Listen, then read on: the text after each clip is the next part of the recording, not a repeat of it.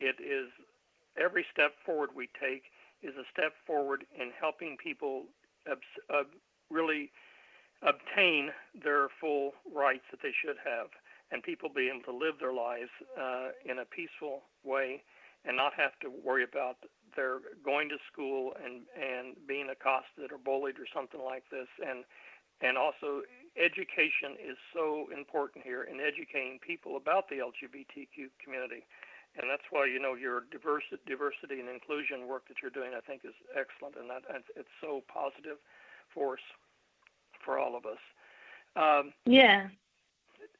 If you can tell me a little bit more about some of your other plans that you have with your, you mentioned Ringling Underground.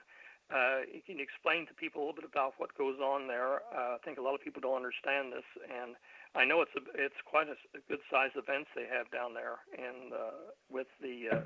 Oh yeah, this is some other work that I do in the community. I work with the Ringling Museum and do this event called Ringling Underground, and it started in 2011, and my recipe is doing local, regional, and national bands. Specifically so they can network and possibly, work out where they can do show swaps and or just meet like traveling headliners. It just gives them the opportunity and insight.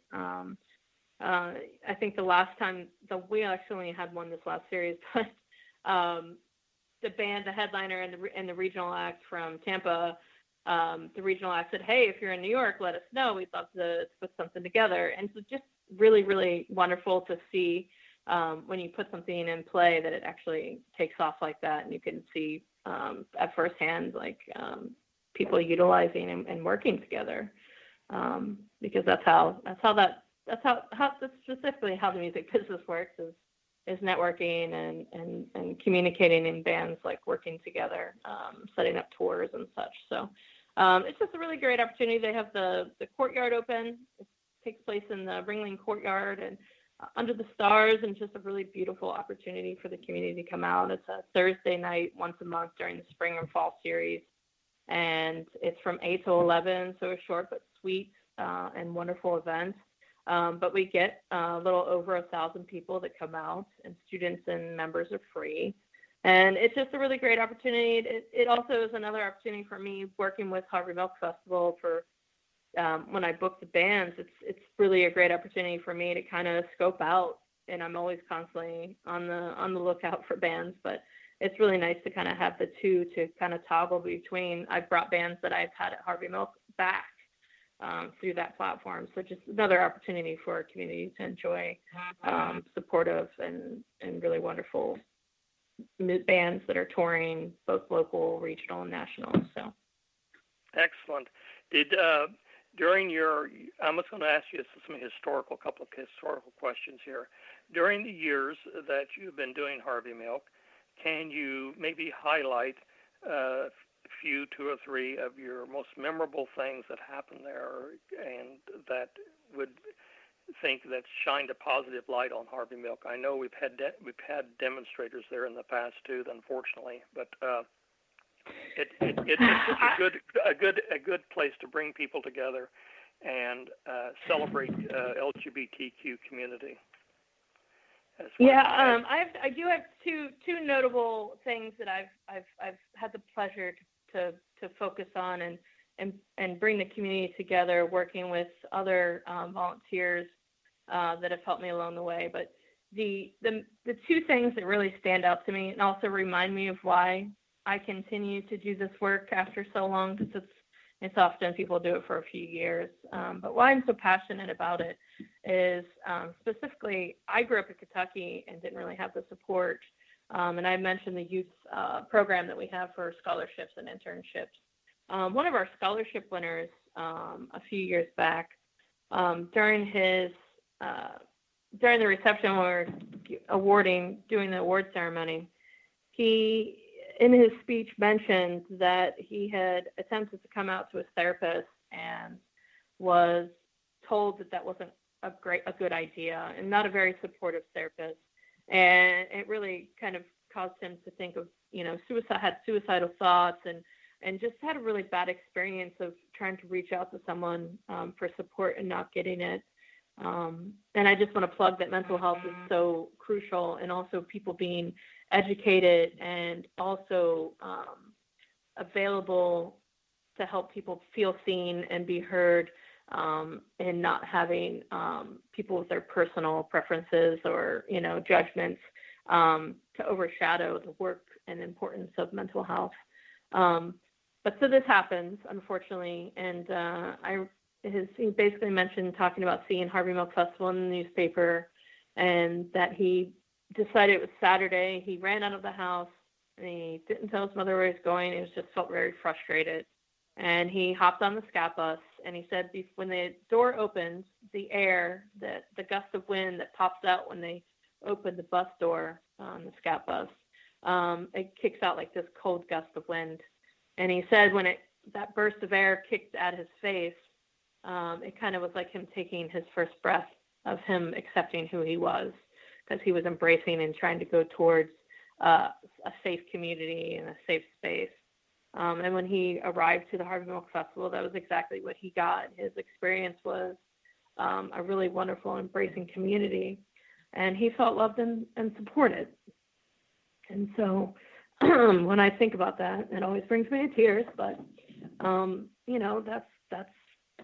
that's why we create this platform of bringing the community together and reminding people about the struggles that people still go through today, and having a space and are holding that space for people to come and celebrate and be a part of something, I think is really important. And then the other thing that we did was the Pulse Candle Vigil that we did, and that was held at 5 Points Park, and that was at the time when we were still doing our festival at 5 Points. But we had like very little time, and a couple people from the community reached out, and honestly, I was kind of like in a froze state when it first was.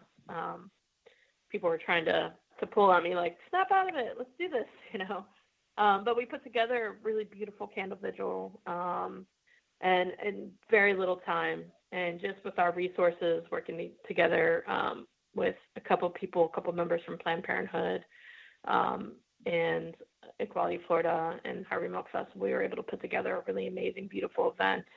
And I only really wanted people to speak that would maybe be someone that the youth looked up to. So we only reached out to also youth in PRISM, which is the local chapter in Manatee County for the youth center. And those were the only speakers that I wanted to speak, because I really wanted the youth to feel like someone that they looked up to, or someone that they saw every day was speaking out to the community. And I felt like that was like it was a quick one of the quickest things that I've ever tried to organize, put together. But I felt like it was a really beautiful opportunity for the youth to feel safe in that way, and having someone that they know very well to be speaking to the community at that level. And we're actually redoing the website with some of our archives, and came across a couple of really beautiful photos of our community coming together with the candle vigil. But so these important things that happen because there's a platform and a need, and the community definitely has, given the feedback that this is definitely something that is here to stay in the community, considering we're celebrating our 11th. But it's good to know that we have built partnerships with other organizations, and that we're able to work together so quickly to selflessly do something for our community. And so these two things are just really wonderful things that I reflect back on, and just kind of a reminder of why it's so important. Okay, unfortunately, Shannon, we're running out of time here. We have less than a minute left. So if you could summarize here quickly your thoughts about the future of Harvey Milk, and in about 45 seconds or so, that'd be great. Sure. We are moving forward and expanding our programming always. We have the fabulous Independent Film Festival, and in 2021, we're doing the 3-day Drag Culture Festival, which is really exciting for our community. But we're growing, expanding. We're doing more advocacy work, and also we're looking for a home. We're trying to do a queer performing arts center /community center, and looking to hold that space for more than just a few festivals a year and a few events. We're looking for a long term, and so we can have a bigger impact and bring the community together more often. Excellent. Okay, Shannon, this has been so good talking to you today, and I want to thank you for listening, and we hope to have our audience out here want to thank you for listening, and we hope you enjoyed today's discussion. This has been Coastal Progressive and Rainbow Forum on Society Bites Radio, and I've been your host, Steve Ryan. Thank you for listening.